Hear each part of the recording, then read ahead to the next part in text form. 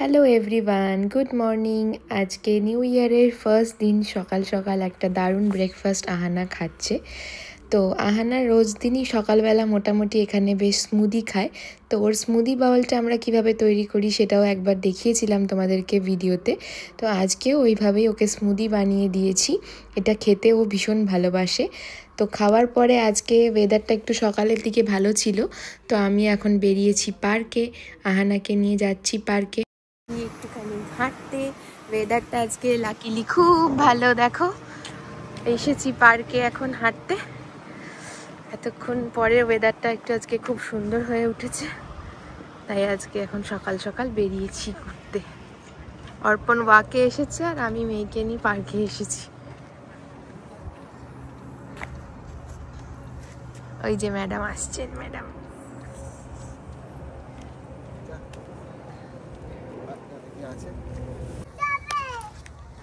এই তো আমরা এখন ঢুকছি পার্কে।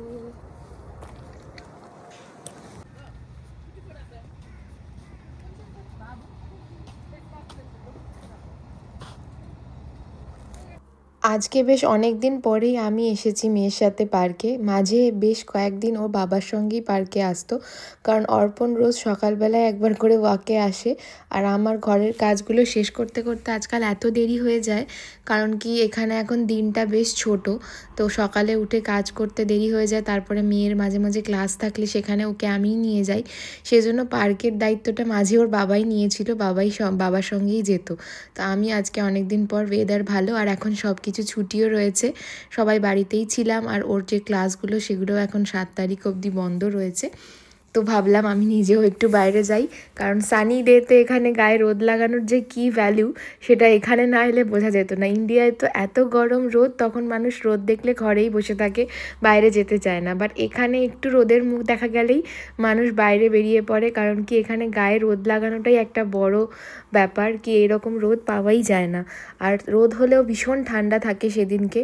তো এখন প্রায় টেম্পারেচার অনেকটাই লো, বেশ ভালো হাওয়া দিচ্ছে, ঠান্ডাও লাগছে, কিন্তু তার মধ্যে রোদটা আছে বলে এখানে এসেছি। আর আমার মেয়ে দেখো এখানে এই যে স্কুইরাল, পিজিয়ান এগুলো দেখে এত মজা পায়, ওগুলোর পেছন পেছন দৌড়াচ্ছে।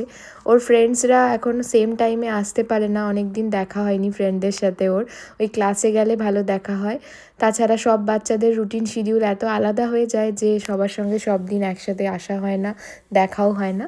বাট পার্কে এসে ও এভাবেও খুব এনজয় করে, সমস্ত নেচারের জিনিসপত্রের সাথে ও ভালোই এনজয় করে। পশু পাখি ভীষণ ভালোবাসে ও, তো এভাবে ও খুব এনজয় করে নেচারটাকে।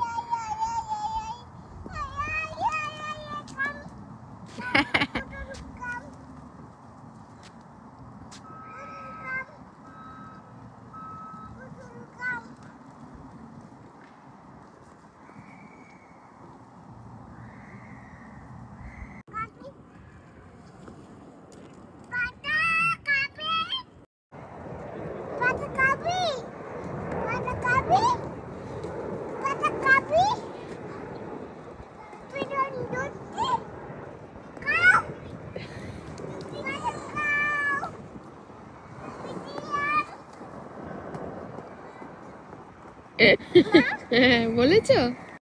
আর এখানে সব থেকে ভালো হচ্ছে দেখো, এখানকার পশু পাখিরা মানুষের কাছাকাছি এত ভালো করে ঘোরে, ওরাও কিন্তু ভয় পায় না, কারণ ওরাও জানে যে এখানে সবাই ওদেরকে খাবার দেবে, কেউ ওদেরকে হার্ট করবে না। এইটা আমার খুব ভালো লাগে, যে নেচারের জিনিসকে নষ্ট না করে সেটাকে যত্ন করে রাখা, তাদের ভালোভাবে পরিচর্যা করা, এটা কিন্তু এই দেশের একটা বড় ব্যাপার। এখানে কিন্তু পার্কে পাখিদেরকে এমনি খাবার দিতে বারণ করা হয়, কারণ এরা নোংরা করবে বলে। বাট এদেরকে জন্য কিন্তু এখানে প্রচুর খাবার গাছ রয়েছে, গাছে অনেক ফল হয় যেগুলো ওরা খেতে পারে, তাই ওদের খাবার কোনো অভাব নেই। এবং ওদের শরীর স্বাস্থ্যগুলোও দেখো, চেহারা হিসেবে পাখিগুলোর চেহারা বা স্কুইরালের চেহারাগুলো কিন্তু বেশ ভালো থাকে, কারণ ওরা খাবার অভাবে ভোগে না। ইন্ডিয়াতে গাছ এত কম, গাছ কেটে ফেলা হচ্ছে এখন এতই, যে ওখানে পশু পাখিরা খেতে পায় না। এজন্য বিভিন্ন জায়গায় আগে যেমন গাছে প্রচুর হনুমান দেখতে পাওয়া যেত, এখন তো একটাও দেখা যায় না। তো এই জিনিসগুলো খুব খারাপ লাগে। বাট এখানে এরকম নয়, এখানে বিভিন্ন জায়গায় বিভিন্ন পার্কে গেলেই এই শীতকালে বিশেষ করে অনেক পরিযায়ী পাখিও দেখতে পাওয়া যায়, যে পাখিগুলো এই সময় বাইরে থেকে এখানে আসে। এসছে গেম খেলতে, তোমার খেলো, ধরো পুতুলকে,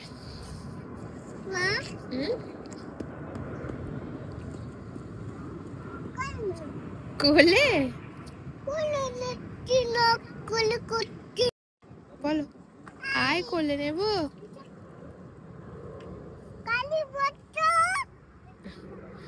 খালি বসে আছে, কি করছে? খালি বসে আছে।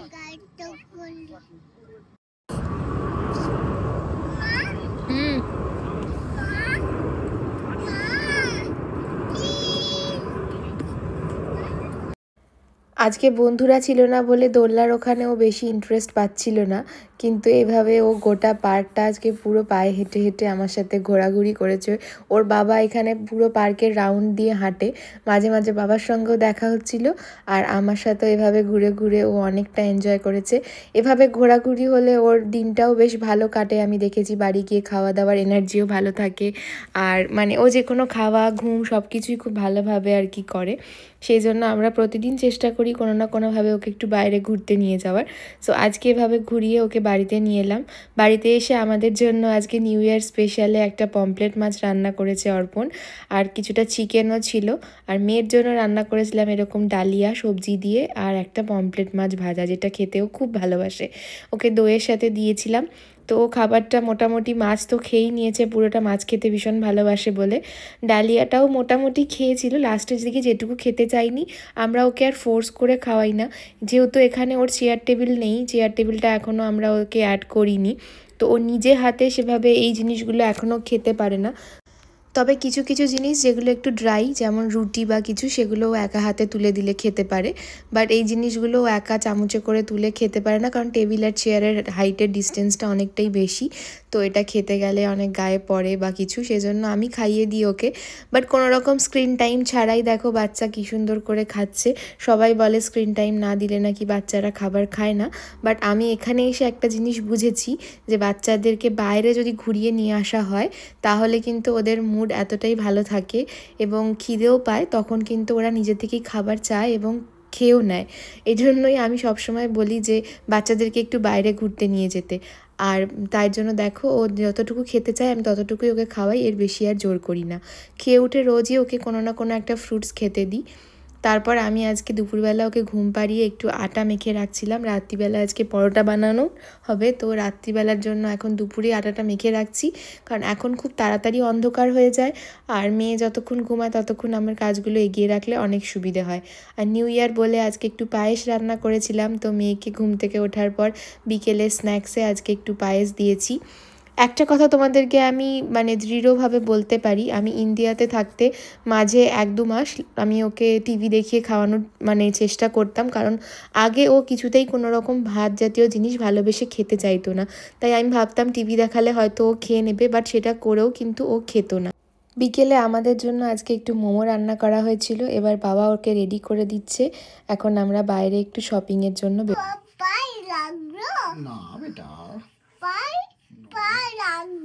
সবথেকে ভালো মেয়ের নাম কি? সবথেকে ভালো মেয়ের নাম কি? আর সবথেকে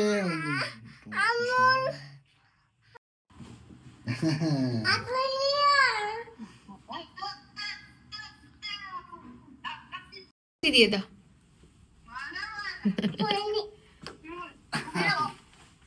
রেডি হয়ে বেরোতেই যাচ্ছিলাম, সেই সময় ওর ঠাকুমা কল করেছিল। তো দেখো ঠাকুমাকে কি মিষ্টি করে হ্যাপি নিউ ইয়ার উইশ করেছে এবং কত কথা বলছে ঠাকুমার সাথে, অনেক রকমভাবে ঠাকুমাকে ফোনের মধ্যে চুমু দিচ্ছে। এই মুহূর্তগুলো ভীষণ এনজয় করি আমরা, যে ওর মিষ্টি মিষ্টি করে সব কথাগুলো বলে সবাইকে, খুব ভালো লাগে শুনে। আমরা কিন্তু ওকে শিখিয়ে দিই না এই কথাগুলো বলার জন্য, ও নিজের মন থেকেই বলে এবং নিজেদের লোককেই বলে, খুব ভালো লাগে সেই জন্য।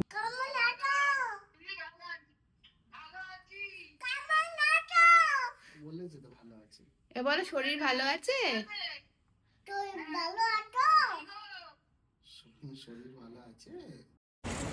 এই গাইস এখন 4টে বাজছে, ইমাজিন করো, দেখো কিরকম অন্ধকার হয়ে গেছে, মনে হচ্ছে রাত 9টা বাজছে।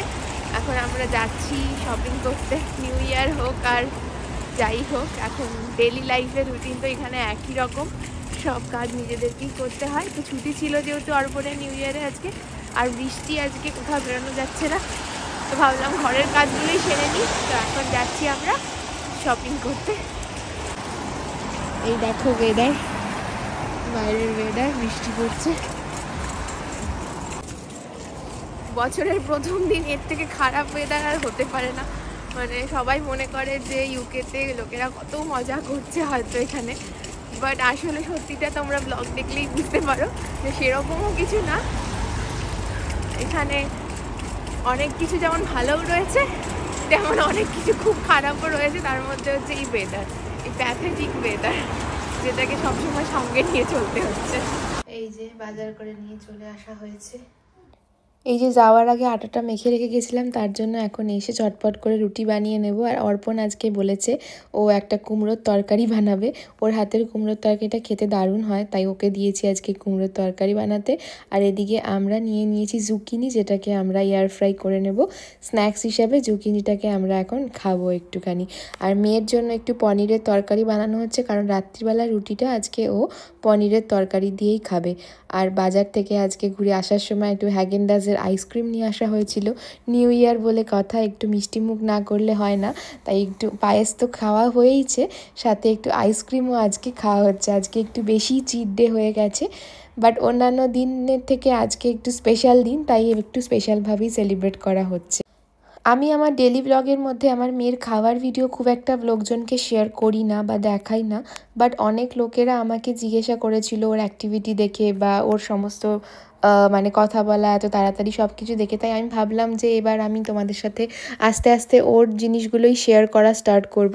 তাই আমি আজকের ভিডিওতে তোমাদেরকে দেখালাম যে ও এখন কীরমভাবে খাবার খায়। কারণ অনেকের মায়েদেরকে আমি এখন যখন পার্কেও যাই বা কোথাও যাই দেখি, তারা একটাই কমপ্লেন করে যে বাচ্চা স্ক্রিন দেখিয়ে ছাড়া খাবার খাচ্ছে না, বা দেখালেও যে খুব ভালো করে খাচ্ছে তা নয়।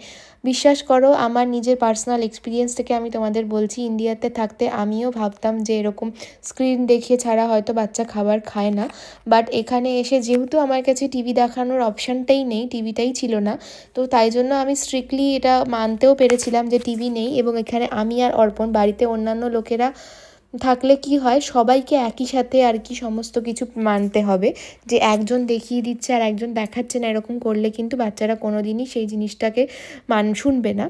তাই সবাইকে একসাথে মানতে হবে। আর এখানে যেহেতু অন্য কোনো লোক নেই, আমি আর আমার হাজব্যান্ড দুজনেই থাকি এবং দুজনেই এই জিনিসটা স্ট্রিক্টলি ফলো করি যে ও কোনো রকম স্ক্রিন ছাড়াই খাবার খাবে। তো ও কিন্তু এখানে হ্যাপিলি খাবার খায়। এবং আমরা এটুকু জানি যে ওকে নিজে হাতে যেহেতু এখনও খেতে দিতে পারছি না, বাড়িতে সেই সুবিধাটা থাকার পরেও ও অনেক সময় খাবার খেতে চাইতো না, কিন্তু এখানে ওর কাছে সেই সুবিধাটা নেই যে ও নিজে হাতে খাবারটা খাচ্ছে, মানে টেবিল চেয়ারটা নেই বলে খাচ্ছে না। বাট ওর খিদে পেলে ও কিন্তু নিজে থেকে এসে আমাদেরকে বলে যে মা খিদে পেয়েছে, খেতে দাও। এবং ও যতটুকু খাওয়ার পরেই বলে যে মা পেট ভরে গেছে, খাবো না, তখনই আমরা কিন্তু সঙ্গে সঙ্গে সেটাকে স্টপ করে দিই। আমরা কিন্তু কখনোই ওর সাথে এখন আর ফোর্স ফিডিং করি না, কখনোই ওকে আর এক্সট্রা খাওয়াই না। সেই জন্য ও হয়তো খাওয়ার প্রতি যে ফোবিয়াটা ওর ছিল আগে, সেটা চলে গেছে। তাই আমি সব মায়েদেরকেই বলবো যে তোমরাও চেষ্টা করো, এবং যখন চেষ্টা করবে তখন দুজনে হাজব্যান্ড ওয়াইফ একসাথে চেষ্টা করো, তাহলে কিন্তু অনেকটা ইজি হয় এই জিনিসটাকে সহজে চেঞ্জ করে দেওয়ার। তো আমার মেয়েকে আমি প্রথমে মানে ভাবছিলাম যে কিভাবে চেঞ্জ করব, বাট খুব সহজেই কিন্তু ওরা এই জিনিসটাকে চেঞ্জ করেও ফেলে। তো তোমরা দেখছো আমি এভাবে ওকে বোতলে জল ভরে দিই, এই বোতলের জলটা কিন্তু ও সারাদিনে ঘুরতে ঘুরতে খেয়ে ফেলে। আজকের ব্লগটা তোমাদের কেমন লাগলো দেখে অবশ্যই জানিও। এবং আমি আমার মেয়ে সারাদিনে কী কী খায় সেই নিয়ে একটা শর্টস রিলস পোস্ট করেছি আমার ইউটিউব চ্যানেলে, সেটা অবশ্যই তোমরা চেক করে দেখে নিও। আশা করি অনেক হেল্প